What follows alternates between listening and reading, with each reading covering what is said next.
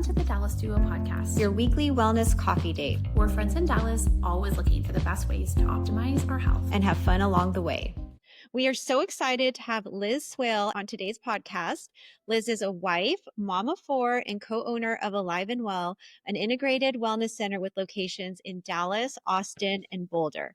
Liz hopes to redefine the healthcare industry by offering personalized root cause healthcare options and access to multiple healing modalities. Liz has been on her own wellness journey for over 12 years, and we can't wait to dive into what inspired her to start her business and what she's learned along the way. Welcome to the Dallas Duo Podcast, Liz. We stalked you a little. I love that. Just love it. It's part of our modern world, little digital stalking. Yeah. But what's so interesting to me is that you have been on quite the wellness journey yourself. And I really want to start with that. Yeah. What got you where you are today? Well, what got me where I am today is being very, very sick. So I spent basically my entire childhood on antibiotics. I probably took over 100 rounds of antibiotics by the time I was in my mid to late 20s. And I had just had chronic infections. Even as a child, I had ear infections. And, in 1981, people were throwing antibiotics at everything and Whole thing to do. It was no big deal. Yeah, not breastfed, just cereal, liquid cereal in my bottle at a few months old. Just not great gut health happening. Continued to eat sort of poorly in my youth and in my teens. And so just never really recovered from those early rounds of antibiotics. And they created a lot of issues as a teenager. Hormonal, I had horrific periods. I would have suicidal thoughts. I had depression, attempted to commit suicide even as a teenager. So I just had all of these things that when I look back, I now understand probably started with damaged gut. And that compromised me in a lot of different ways. I had a very chaotic childhood as well, so that didn't help. But I think just that compromised the foundation of my health. And then into my 20s, I continued to sort of struggle with the hormonal issues and the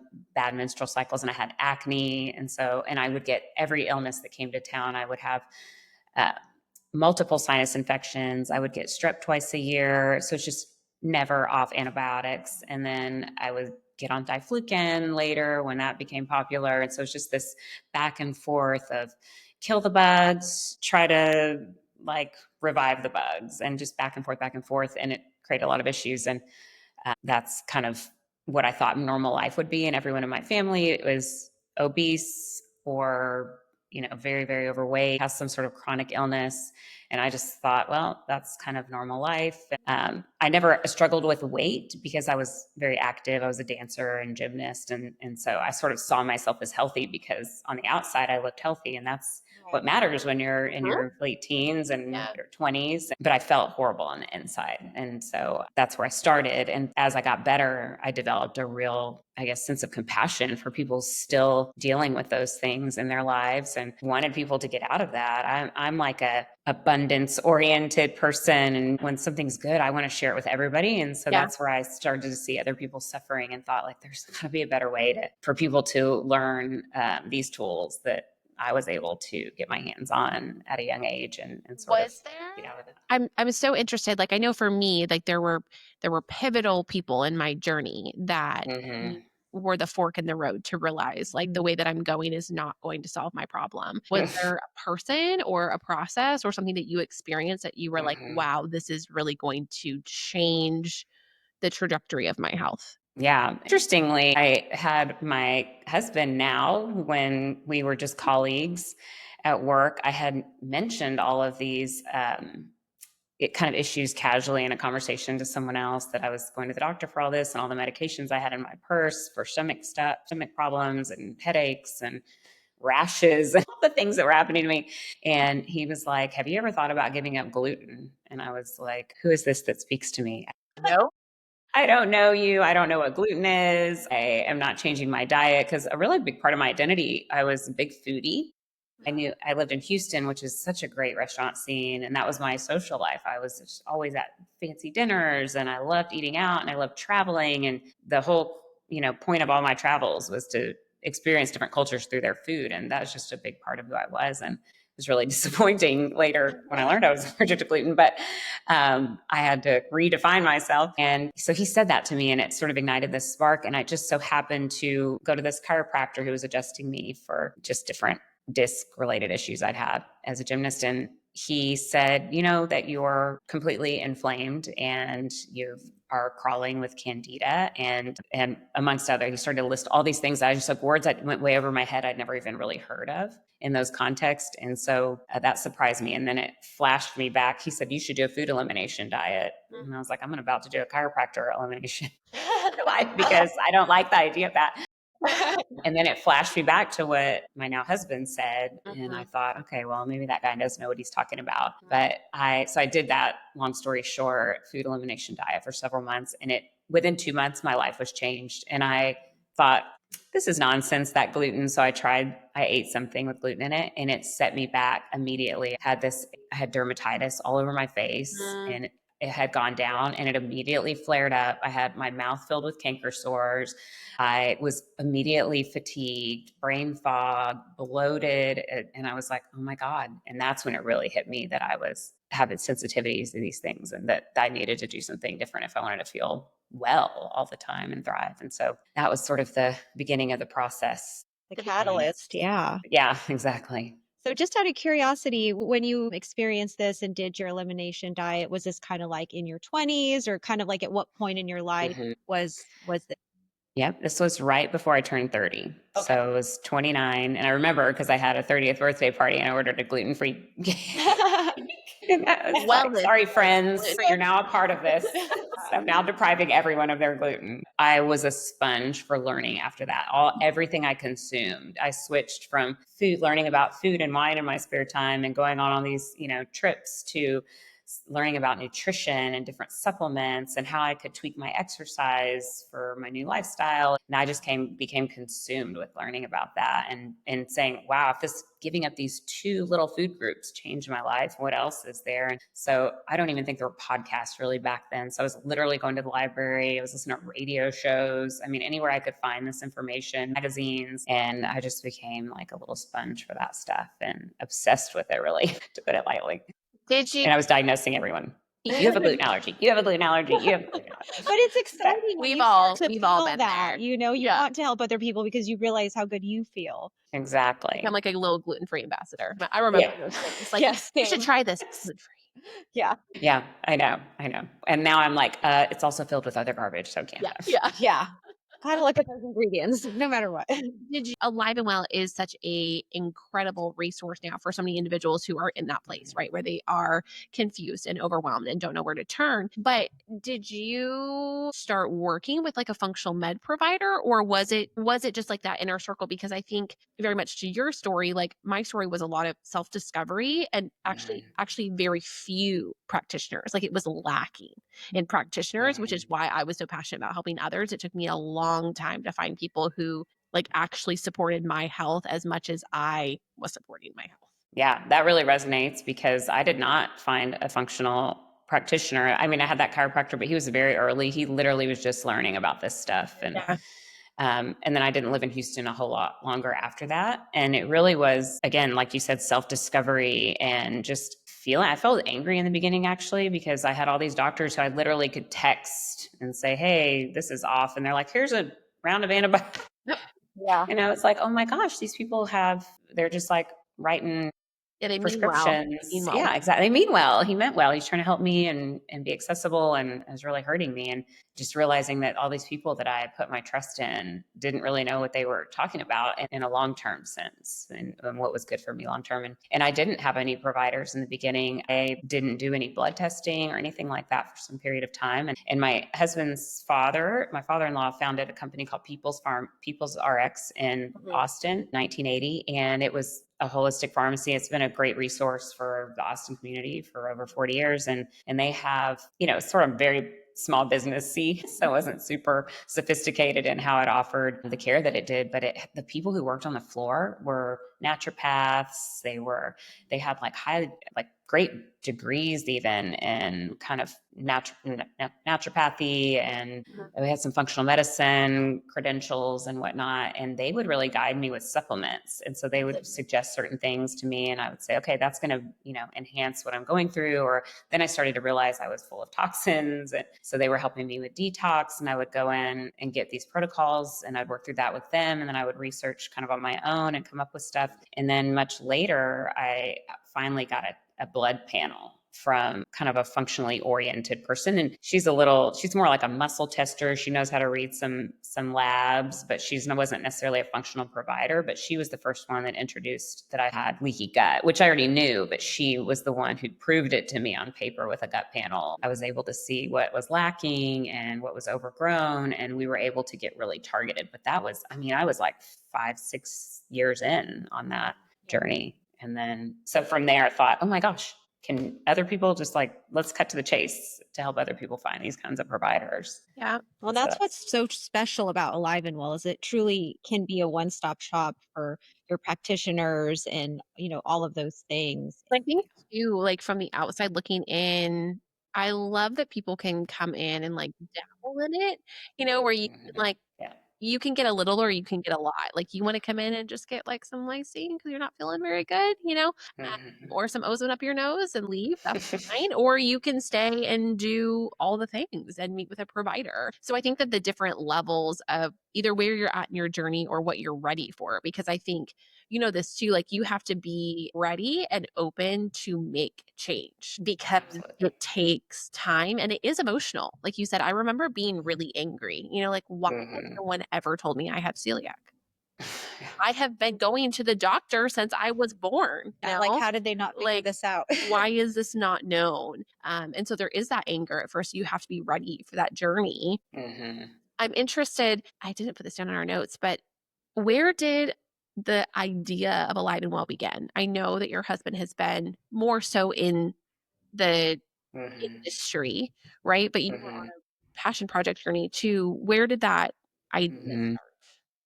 Yeah, we actually met doing oil and gas investment banking in Houston. Very similar. So it's like a totally different life. But he at the same time, we both sort of separately, and not even, we weren't dating or anything, had these crises of consciousness of, I'm not doing something in my purpose. I am helping somebody else live out their dream. And so he was like, I'm going to go back and take over my father's business, and I'm going to take it next level and bring it to more people and make it a little more sophisticated. And his dad seemed open to that. Did not play out well for him in that way. And at the same time, I said, I can't. This is a terrible job. The world will tell you, you don't need a family. You don't need a husband. You just your career. And I tried that. And I was like, actually, I'm working for somebody else's husband, I'm going to go be a teacher. So I went to UT and did my master's. And then I was a teacher for some period of time, and also realized that wasn't all I thought it was going to be. And so we started a little restaurant and got the entrepreneurial bug. And about that time, he had not gone well with his dad, and it's a family business, so siblings were involved. And it was just it was kind of undermined at every turn by family. And this was not a healthy situation. I was like, you're too talented for this. And there's too much at stake here it's actually sad to me that Peoples wasn't able to take it to the next level, because it has been so instrumental in so many people's lives and could have just X that with just a little bit of boost. Who hates to gatekeep the goodness and joy, yes, right? You're yes. I just want more people to have this. Yeah. It was painful to watch, actually. And I said, well, clearly we can't have the impact there. And we have to do this. And we both felt very convicted about that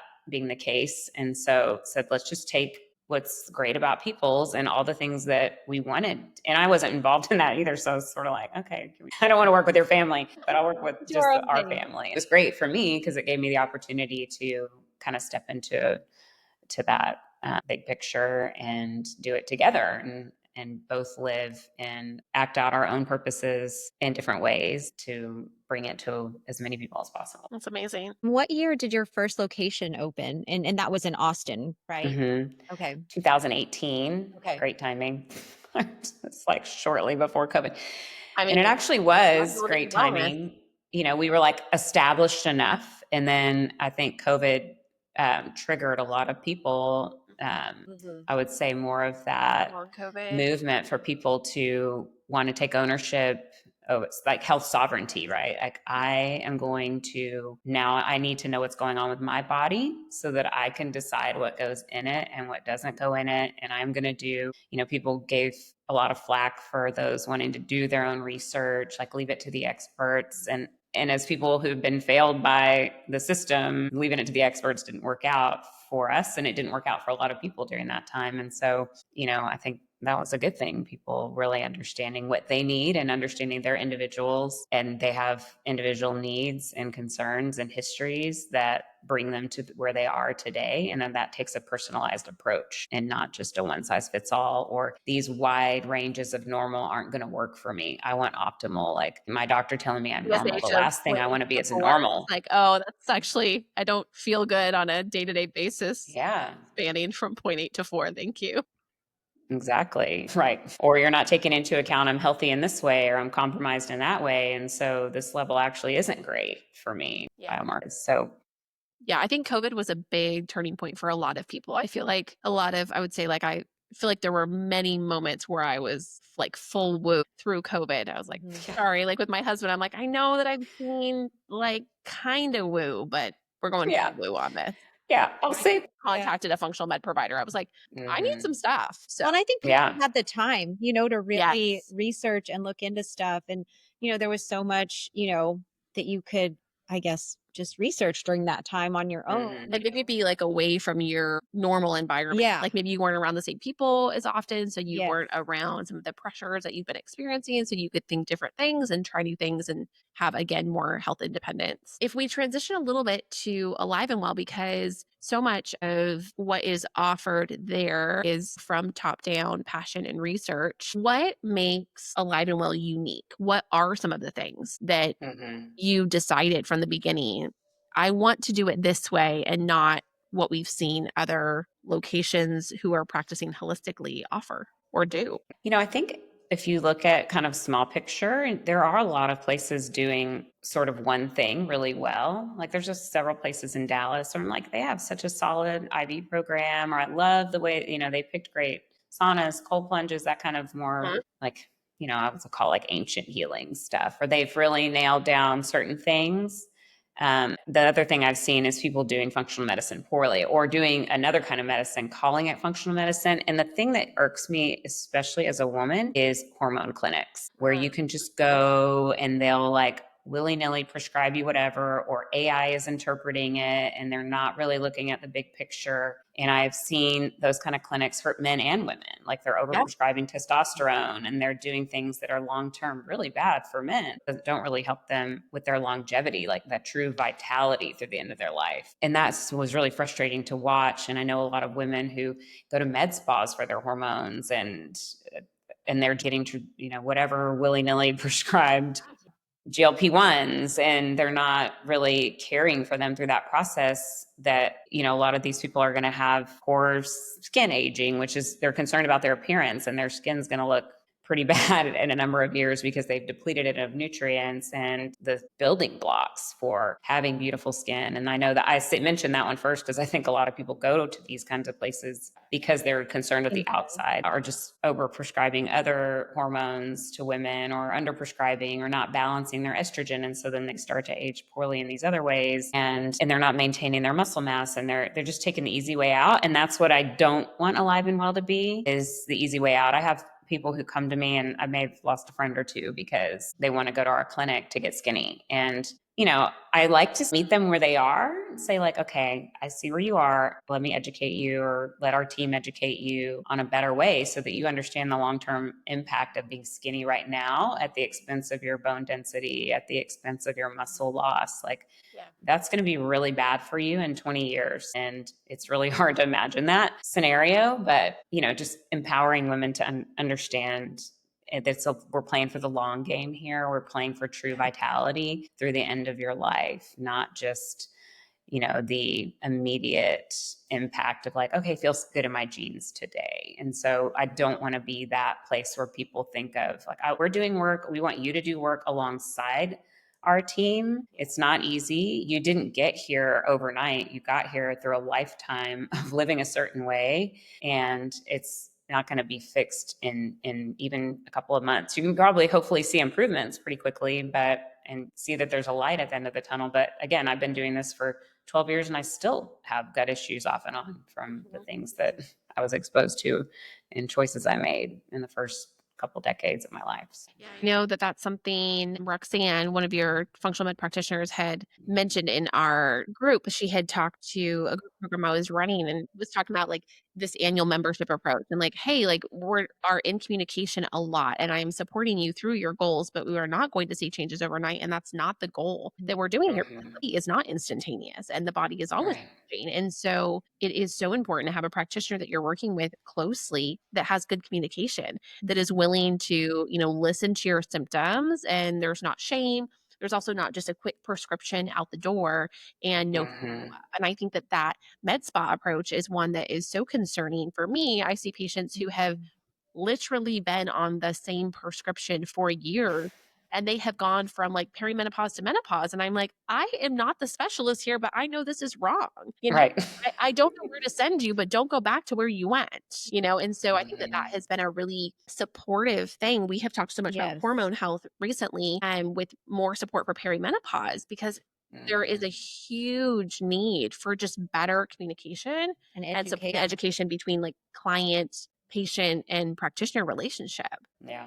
And that's hard to get. And, especially in those environments, nobody's going to see you for more than 15 minutes. And then your regular MDs, like we get people here who are like, oh, I'm about to get my testing with my OB or my endocrinologist. And I'm like, well, come back and see us when Let they us tell you know. you're normal. Yeah. But you still are having hot flashes and your hair's falling out and you have no energy and you can't remember why you walked in a room and you fall asleep in bed with your kid every night.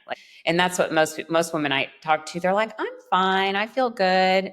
And then you start really digging in and they tell you all the things I just said. And I'm like, no, you're not fine actually, because you don't need to feel those things. And I say this a lot, but I'm 44 and I feel cognitively better than I have at any time in my life. I feel energetic. I get out of bed easily most days. I barely know when my period is coming. I have very little PMS and all my hair is in place. I don't have a problem maintaining my weight. I can pick my kid up dead weight off the floor from a barefoot heels down squat and throw her over my shoulder and carry her up the stairs with no problem. And I do sprint work. I mean, I do things that I would have never pictured someone in their mid 40s doing. And my skin is healthy. I generally have pretty good gut health given what's happened. And that's not what I expected. And when I look at everyone in my family, I feel like they were like at my age that they couldn't have imagined health like that. We're already at 44 on all kinds of medications and in and out of hospitals and, really bad after they eat, horrible gas and sleepiness. And I just don't have any of that. And I'm like, joyful things feel possible to me all the time. I'm hopeful. And those are more like well-being things that I know stem from gut, because when my gut health is off, I wake up and I feel things are less possible. And something comes at me and it's like, oh, I have to deal with that. And that's how I know something's off, because when I feel good and everything is optimized, something comes at me and I'm like, let's do this. I skip that step of dread and I never have that feeling. And I think we've been told that's normal and that's part of life and being human even. And I know it doesn't have to be, because I personally have seen the difference and I've seen it in people. We've got people in here who come in and let me just be honest, they're like real jerks when they come in. I'm Yeah. like, wow. But I don't You're see like, them. their gut. I'm like, they're sick. Yeah. And then they will get better. And a few months later, they will come back and say, oh my God, I just realized what a jerk I was, because they feel better. And that person who was in low level chronic pain that was imperceptible then because it happened gradually has come out of that fog and out of that feeling and was waking up with literally a new lease on life. And they'll come back and say, whoa, that person was an a-hole. I don't like that person. I don't want to be that person again. I think the one piece of that I see with patients is that we are told that when we're in that place, when we're sick and we're not feeling good, that we're actually not that bad. We're actually not that sick. Our numbers Mhm. actually look fine. And so we're Yeah. told that like that is actually like our level of health. That's your best. That's your best. Your baseline. And so suddenly you're like, okay, like this is just how I'm going to function, right? Like we have all these people around. Like I was listening to this comedy. They're like, post COVID, like everything's a little bit more expensive and everyone else is just like a little Mhm. shittier. Like everyone's just like not as nice and stuff. And I'm like, This is the new normal. yes. And he's Yeah. like, the new normal is kind of just like everybody is just like not as nice as they were. Yeah.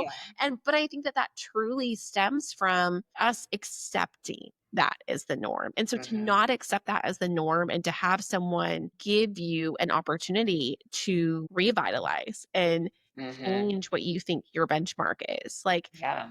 being in your 30s or 40s and doing all these things that you never saw your family do or never saw your parents be able to do Mhm. is so impactful and so empowering. Yeah. And I think you're right when it comes to like all these little symptoms crop up. And if you know your body pretty well, if you're in a pretty good space and then you kind of start to feel like little things start to happen. Like, for Mhm. example, I turned 45 this year. So when I was 44, I kind of started to notice I feel a little bit more like distractible. I feel like more brain foggy, like Mhm. all these things. I was like, it's not that bad. Maybe I just need to like work on my sleep a little bit more. Mhm. And so I started this list. And once I got to like 5 things on the list, I was like, this is not where I need to be. This is not good. I'm starting to not feel like myself. And so when I went in to see Dr. Pero for the first time, I signed up for the Women's Optimal Health membership. And I was like, this gives me a year. And I mean, of course, I can extend it, but it gives me a year to really hone in on these things. And the one thing I was really struck with, went in with my little list ready to, to talk. And I was like, it's probably going to be a short appointment, but I have all this ready to go. And she really took her time, sat down with me for about an hour, just talking through what I was experiencing over the last year, my history. And so that for me was so validating, and that I'm not Mhm. making this up in my head. I'm not being dramatic. Something is really going on, or, what can we do? And so that was kind of like a great beginning spot for me. Word validating is essentially what I hear from more women than anything else when they see a functional medicine provider, is that they feel validated, that they went in thinking they were crazy. They went in thinking, I can't tell my husband, he's going to think I'm crazy. My family thinks I'm nuts. They go in feeling gaslit in a way about their symptoms, like, "Oh, you're fine. You're not that sick. Like, just have another glass of wine." Right. And I think that validation, I literally hear at least once a week someone come out of doctor, if I know that person, and I check in with them and I say, how was your visit? And they're like, oh my gosh, I felt so validated, just heard and seen. And that, to me, that is the future of healthcare. And one of the biggest like misconceptions, I think we brought this up in the notes, is of functional medicine, is that it's for really sick people. It's only, and we get that. We've got autoimmune packages for people who are severely sick with autoimmunity or other issues that they've been told aren't that big of a deal all their life. And then they find out, my body is like literally fighting itself. So we've got people who are on that end of the spectrum. But in truth, it's for anyone who just wants to live more life with more clarity, more energy, more resilience and vitality. That is who functional medicine is for.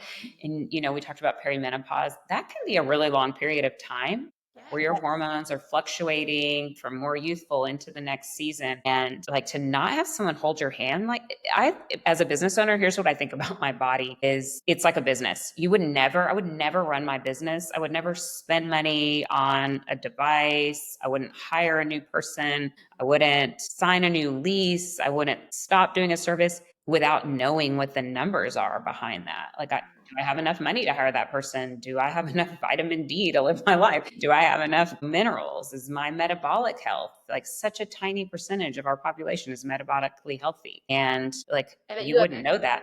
you have experts working for you. Yeah. Like I just Yes. posted this. I'm like, I'm not asking my barista to knit me a sweater. No. You know, Functional. Exactly. like this is not their job. And so I am also like my patients, especially like, oh, my PCP is managing my diabetes. I'm like, oh, are they? Yeah. Are they managing it? They're not. Because they're actually not. They're telling you they are, but that's actually not their job and they don't have the bandwidth to do that. They're So managing it in the sense that you're not in the hospital every other they're day, not but having you're not right. thriving in your Yes. life. And so this idea of like it's okay to ask for help I think like as Mhm. women, like we're gaslit by each other a lot Yeah. of like, oh, Yeah. you're not sleeping. Oh, I'm not sleeping either. Oh, it's just because you're in your 40s. Yes, Yeah. there's a lot of that. No, Yeah. I'm like, oh no, I actually feel great in the morning and I want you to too. Yes. This option of it's okay to need community. It's Yeah. okay to need experts before Mhm. you're hospitalized. And also, you don't have to feel, like you said, to be sick to start seeing a functional medicine provider. Like with myself, if you would have seen me a year ago from the outside, you'd probably been like, she is fine. She's still working out. It looks like she eats well, like whatever. She's still operating, functioning. But like, I knew for myself, something is not right. Something doesn't feel right. So I need to do some more work to, Yeah. and get some support because I can only take myself so Mhm. far. And women, we're generally experts at pulling it together, right? Especially in our little Dallas Or bubble. bubble. We put our pretty dress on and we get our blowout and we put our makeup on and walk out the door.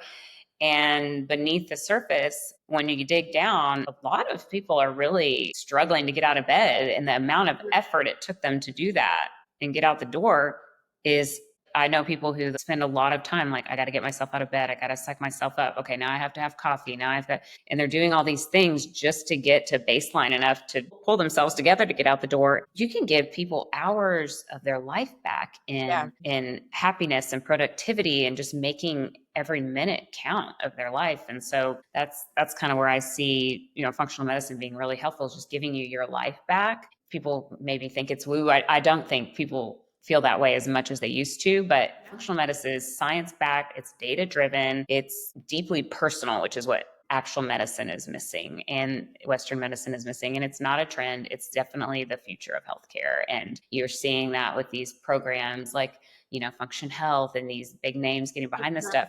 The problem with those, and they're great, and I love that there's like this, good is maybe just going to your doctor and getting your labs at all, right? Better is something like Function Health. And I love that they're making it affordable and accessible. Yeah. But I know a lot of people who've gone through that and they're like, wow, I AI have all driven. this data. I don't know what to do with it. Yes. I have zero clue. And then they'll say, well, we're not providers. And I love that AI is like getting into that. And we use a little bit of AI in our clinic, but we also, AI misses stuff, as you know. And so it's great to have that personal touch. And I know a lot of clinics going up and people that are really popular in the media. And I know people who work for us that work for them. And I just know that they're not totally reliant on AI and they just hire people who have the right credential, but they're not actually clinically trained. And so that kind of gets back to like we're putting on the facade of saying we're functional medicine, and it's actually the med spa model where we're just throwing whatever, or we want to sell you peptides or we want to sell you stem cells or whatever. And Well, so we know that like the difference between conventional and functional medicine, if the only difference is supplements versus medication, then we're not solving anything.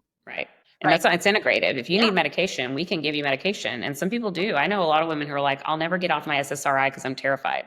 And I know a lot of women who say that and then they get off of it eventually. But I know, a lot of people who are like have severe thyroid issue and they may be on thyroid hormone, but they don't need to be on As 5 much other or things. yeah. Yeah. Or they don't need as much, or we can manage it even with supplements and lifestyle over time. So there's just a lot you can do in that world. And like you were talking about dipping your toe in before, like you can stay on your medication if you want, and we'll start to talk about lifestyle changes and meet you where and you're at. other options. Well, and I think this idea of like what health efficiency is like what we've talked about. It's like you have to have a provider, you have to have somebody to support you because you can get years of your life back.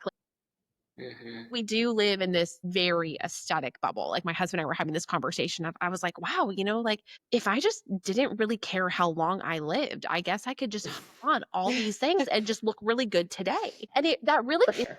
that really is a question that like I ask patients when they come see me is I'm like, what are your goals? Because like my goal Mhm. is to be able to literally get ready in 4 minutes because I don't have to put on a ton of makeup. I don't have to do a ton to like, I don't have to add hair extensions in because my hair is, growing itself. I Mhm. have energy in the morning. If I forgot my coffee, etc., I'm not going to die Panic. because I'm in mom mode, and even now, like strength is I'm in the phase of like not being able to believe how strong moms need to be in order to survive. My arm was numb this morning because I was like carrying my son around while like making breakfast after a workout. And I was like, why did Well, I he do is that? getting pretty Why? big. And I'm like, "I only do, and I work out. Like I have muscle Yeah. mass. So thinking that I am sore and I am struggling, what population of mothers are like suffering? Because no doctor is saying like, Lift hope weights. you're ready to Yeah. carry a 30-pound baby in a year. They're like, don't lift weights. It's like the Yes. opposite. Yeah. Yeah. And that, I don't know, I think that's one of my like biggest recommendations to people is just daily, like, what are those free and easy things? Like working out isn't totally free, but I mean, really minimal amounts of working out can make a huge impact in your life. There's been a few weeks where I usually am like 3 to 4 days a week lifting weights. And then I definitely try to walk most days, every day. And then, like a good distance. And I'll do like random air squats. Everyone thinks I'm weird, and push ups here and there. But I mean, there was a couple weeks where I couldn't do a whole lot because my husband was out of town and I just had to work a ton and I couldn't get it done in the morning or in the afternoon. I listened to this podcast and he's talking about how he does a coffee workout. And so literally in 5 minutes in my pajamas, I did that every day and it kept me strong and actually got sore from it a couple of days because I just like hit it so hard in 5 minutes and I just hit, a couple compound movements for 5 minutes straight. And I was like, I'm not a big sweater and I was glistening at the end. And I was like, okay, that was like cardio and, a little bit of, I had like my little Joke vest on about or the whatever, but 20 minutes, anything. right? Like you can really amp up intensity. Mm-hmm. I have no time, Mm-hmm. excuse. I'm like, man, have you ever like really knocked out a really hard workout in 20 minutes? Because I'm like gassed. Like I'm kind of Yeah. scared of some of the Yeah. 20-minute workouts because I'm like, I'm going from 0 to 100. It's tough. Yeah. Even just like a 15-minute EMOM, like Yeah. And quality, pick. I think, over quantity. Yeah. I mean, I work out actually less and I'm in better health and better condition. I work out less now than I did in my 20s. And I think you can get a lot of bang for your buck in 20 to 30 Yes. minutes. Every coaching group we ever did, people be like asking Andrea for her workout.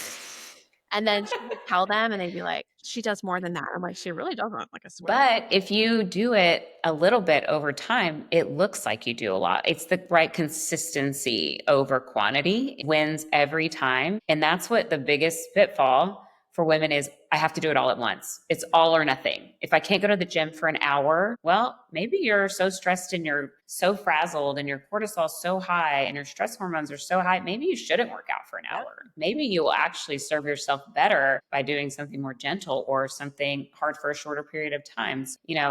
Stop chasing the trends online. Stop thinking you have to give 100% every time. You will get there. Just put in a little bit at a time. If it's 5 minutes here, you'll start to crave that 5 minutes and then you'll tack on another few minutes. Like anything helps and just being consistent. And that's why, you and I can go those weeks without hitting the gym like we want to and still look like we do it because we created that foundation of fitness and health and we're really just maintaining it versus trying to build it. But sometimes you have to build up to it to get to the maintenance point. And that people want to, again, back to skipping out on the work and the dedication And that I it think takes to it's be getting healthy. people to also like shift their mindset to like the long game, Yeah. the long game for health and longevity and They're always all asking like, well, how long do I have to do this? I'm like, Yeah. well, the rest of your life. Yeah. Forever. Just like everything. You got to wash your hair every day. You got to brush your teeth every day. You got to do anything to maintain. I don't understand that where we disconnected with. We need to maintain our bodies in that way forever if we want them to stand up. And I just think that real magic will happen if women could reconnect with their bodies, trust their bodies, love their bodies, loving to feel strong. Like I don't feel any more badass during the week than when I'm, deadlifting with the same weight as the 29-year-old guy next to me. And I'm like, we are the same. We are the same person. At the gym yesterday, I was like eyeing the guy next to me. I'm like, oh, he's only like 5 pounds ahead of me. Like, I bet I could like 5 pounds. Like, like 3 minutes left, but like I could totally do that right now.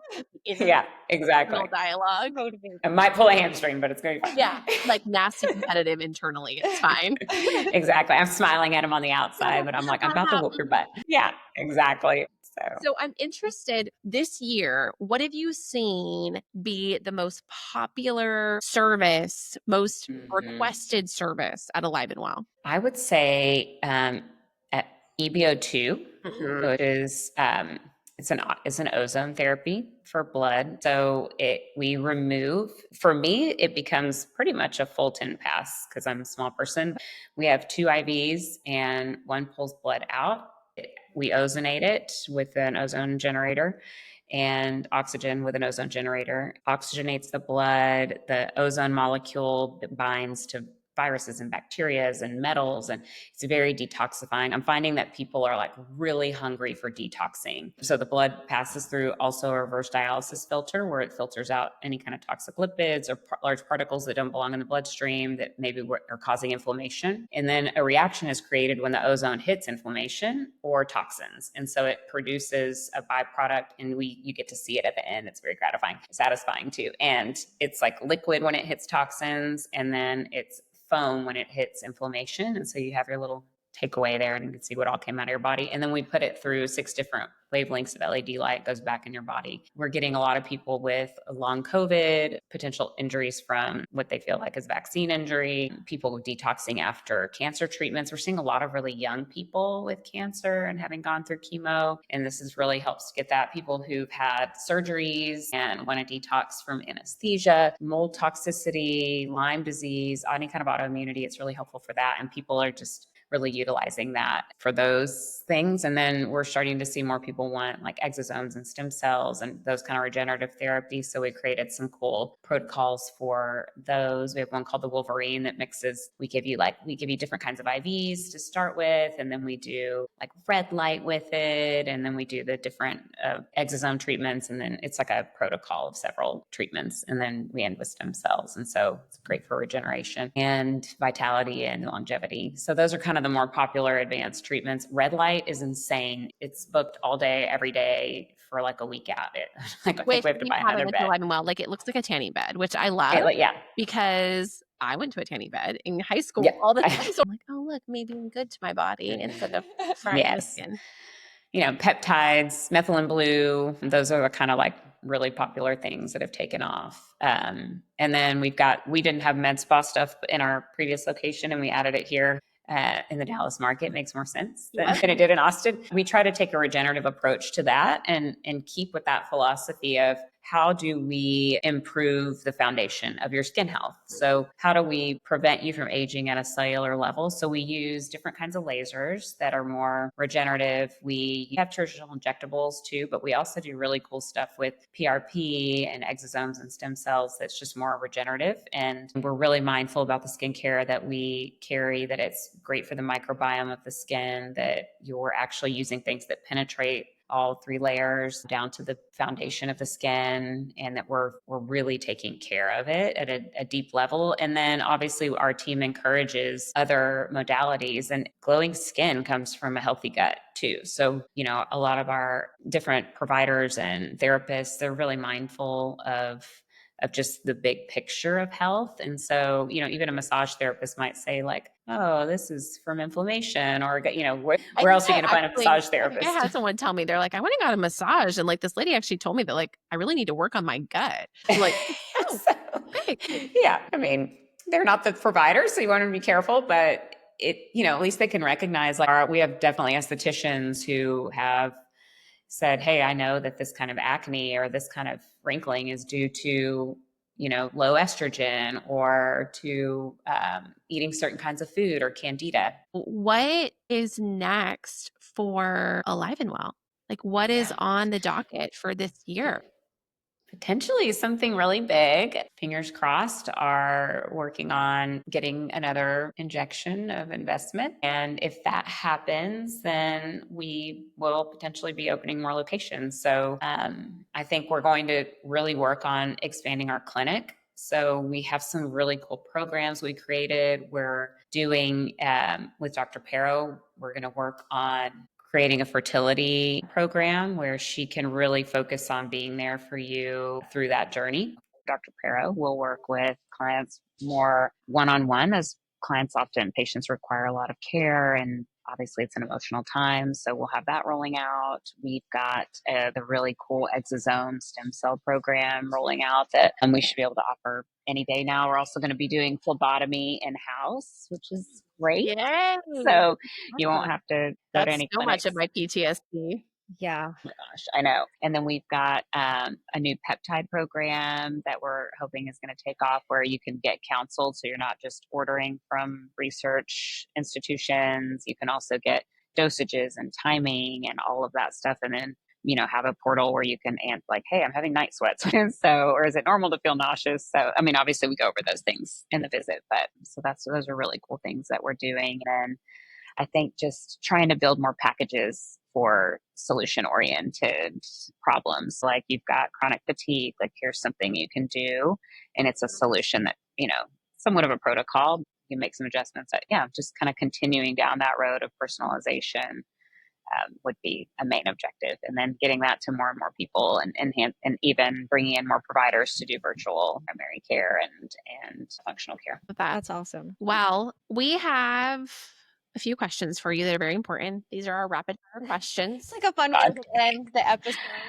Okay. This is our ending. So, coffee or matcha? Coffee. Okay. Yeah, me too. Forever. I like both, but I like them.